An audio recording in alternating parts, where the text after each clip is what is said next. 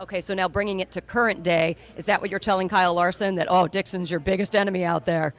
No, I said you have 32 guys that want to beat the NASCAR guy. You better get on it.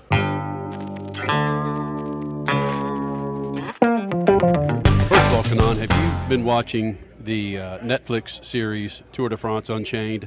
Dude, that is sick, Broham. And we think we're athletes, right? Yeah. Drive race cars that we would just press the pedal. I mean, it's amazing. I love it. Obviously, I'm addicted to cycling, so yes.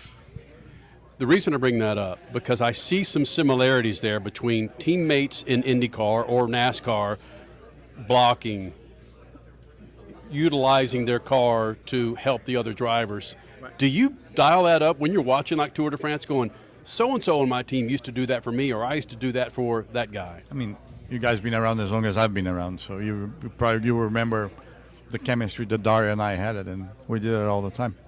Very sudden. Not a lot of people found out because you can do many things. Probably on the bike it's a little bit more of an elbow and stuff. Here in the car you just chop the guy off, and if you're not paying attention you wouldn't realize what I did. So we did it all the time.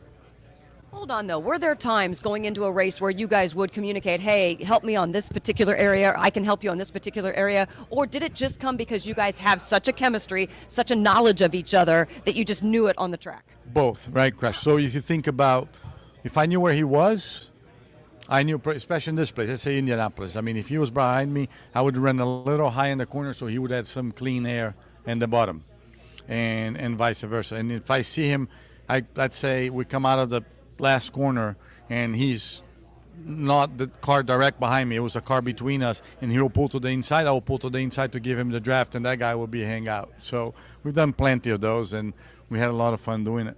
Easier said than done, though. That is spectacular. I don't see a lot of that today unless I'm missing something.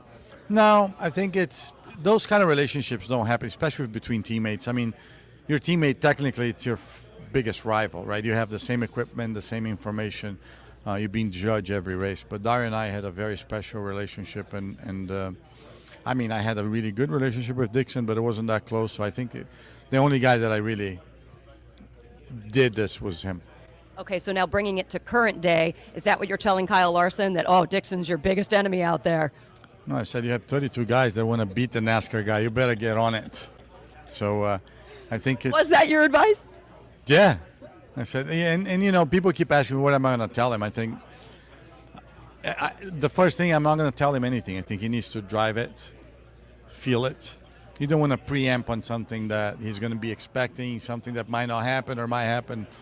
He has proven that he's talented enough that he doesn't need. I can fine-tune him, but I'm not.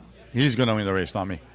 I'm already just in that one answer loving Tony Kanaan, the teacher, the coach, out of the driver's seat. You are loving this too, aren't you? I'm enjoying it a lot, Crash. I have to say I was a little skeptical after May when Zach gave me the row or asked me to do it. I didn't know if I was going to enjoy. As a driver, I asked myself, am I going to enjoy if somebody else wins and I'm standing there watching? You know, I mean, I've never watched a race in my life. I raced. And I don't like to come to the racetrack. I didn't like to come to the racetrack if I wasn't racing because I wanted to race. And I said, Zach, give me a couple races to give you a firm answer for how long I want to be here. I took one race. I said, hey, we're in. And we're in for a multi-year deal. And we had a podium in Iowa. Had a podium yesterday here.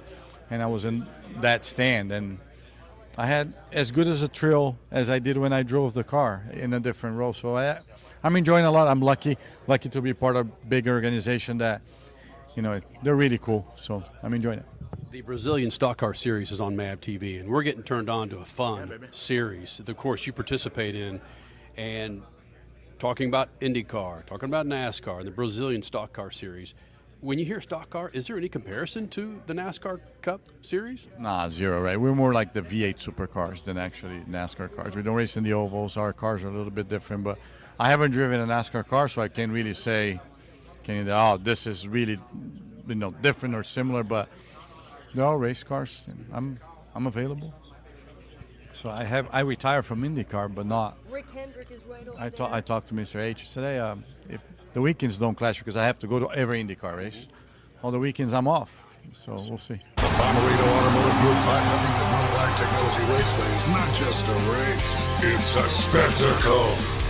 Here we go! In St. Louis at Worldwide Technology Raceway. It's time to mark your calendar. Saturday, August 26th and Sunday, August 27th. Joseph Newgarden wins back-to-back years at Worldwide Technology Raceway.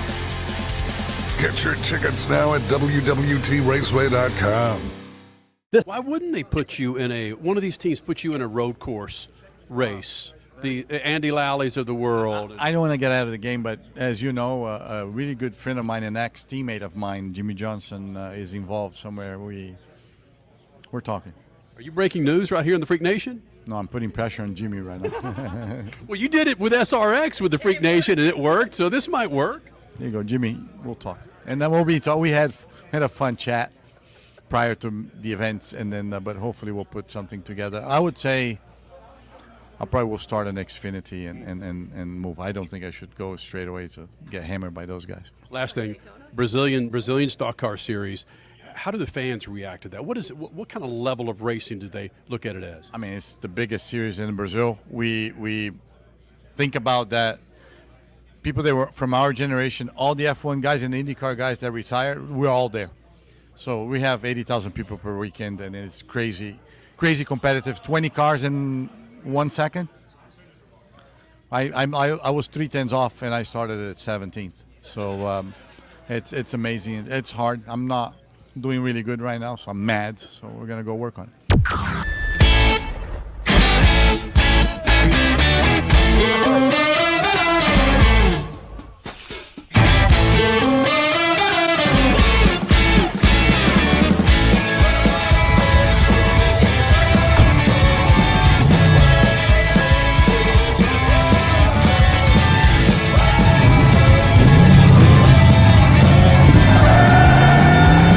Whatever you do, General Tire delivers.